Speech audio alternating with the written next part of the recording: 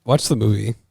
Watch the movie. Don't read the graphic novels, please. Or read them and then go, why is this? Why is there so many scenes of all of these friends hanging out? Scott gets a job in the graphic novels where he washes dishes at the restaurant where Steven Stills works and then gets fired from it because he's so bad at the job. It sounds like Scott. That's an entire part of the story is that Scott gets a job. Because he can't pay rent. He also gets kicked out of the apartment with Wallace because Wallace gets a new apartment and doesn't want to live with Scott anymore because Scott doesn't pay rent. It's crazy. There's a bunch of like just random weird things that happen, and it's just like you're watching somebody live their life and not do anything about it. So Scott Pilgrim versus the World, the movie by Edgar Wright, just cuts the fat out of the graphic novel and fixes the boring. Yeah. And also most of the fights aren't fights. They're just like, and also we have to fight each other now, and then the fight's over.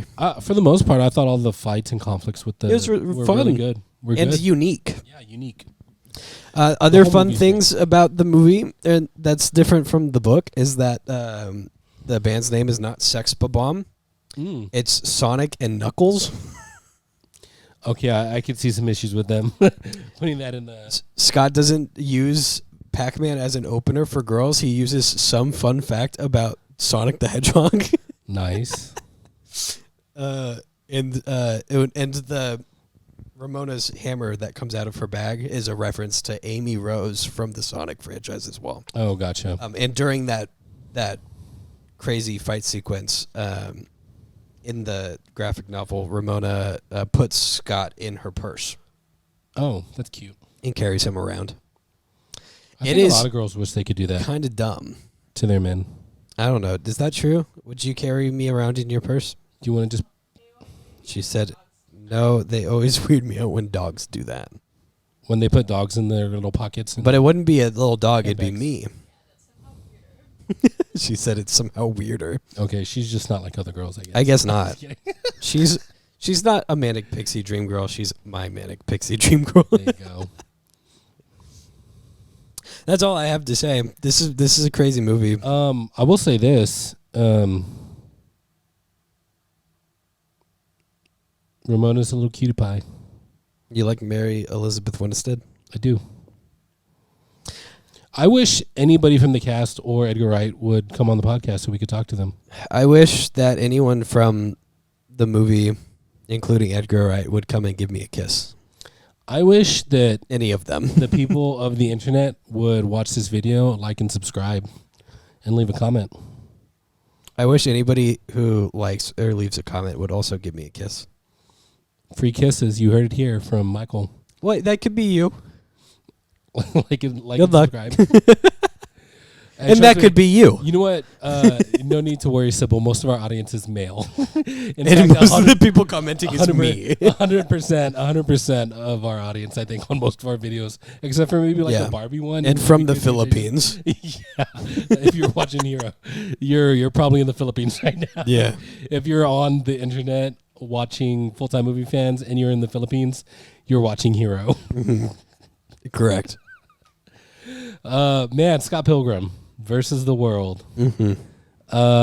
Would recommend. How many out of 10 evil X's? How many evil X's would you give out of 10? This one's gonna surprise you. It's a 9. 9 out of 10 evil X's. You would fight to watch this movie? Yeah. I don't know. That is super high. I think I would just like be a little bit lower than you. That's fine. I would give it the same rating score as I did for Iron Man, which is 8.5. Okay. Evil X's. Good movies. Watch them. Out of 10. Watch them. Yeah. And then watch this video. We're probably a little late to tell them that, but yeah. Yeah. They can only get to this point by watching the video. Yeah, do not pass go. Yeah. Do not collect your bus fare. Yeah, exactly. Just like Scott Pilgrim versus the World. Yeah. This podcast is done. Right? Yeah. Okay. Do you want to say the outro? You say it and I'll mouth it. Okay. Oh, okay. Hold on.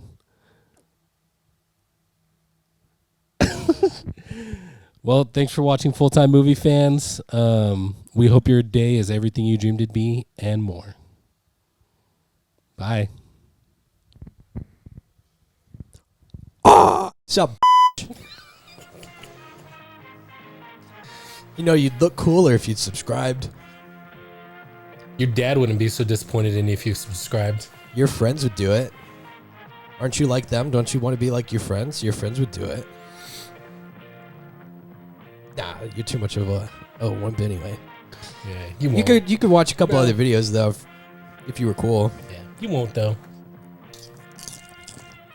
Should.